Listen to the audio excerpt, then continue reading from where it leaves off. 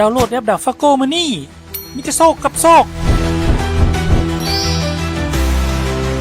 ดาวน์โหลดมานี่ฮับฟรีทันที50,000 คะแนนนอกจากทานจะได้รับ50,000 คะแนนแล้วทานยังมีสิทธิ์หมุนวงล้อดาวฟ้าน้ำเติมอีกได้เพื่อเอาคะแนนพิเศษขั้นที่2 10,000 ถึง 200,000 คะแนน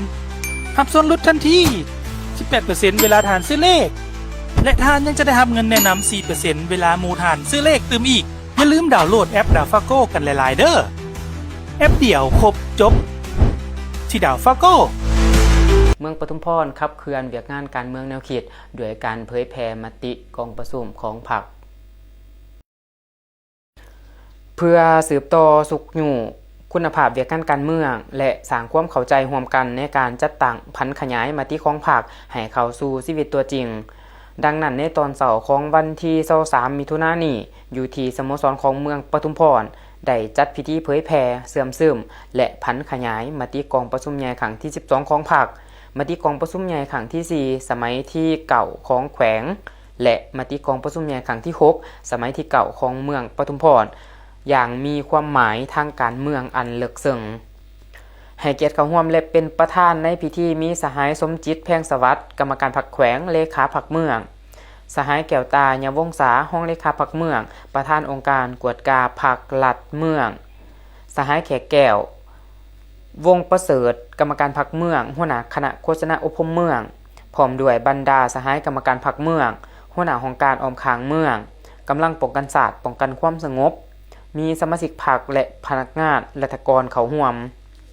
ในพิธีสหายสมจิตแพงสวัสดิ์กรรมการพรรคแขวงเลขาพรรคเมืองได้กล่าวมีคำเห็นสีนำและให้เกียรติเผยแพร่มติกองประชุมใหญ่ครั้งที่12ของพรรคโดยได้เน้นหนักถึงความสำคัญของการนำเอามติไปพันขยายให้เข้าถึงพนักงานสมาชิกพรรคและประชาชนทุกสันคน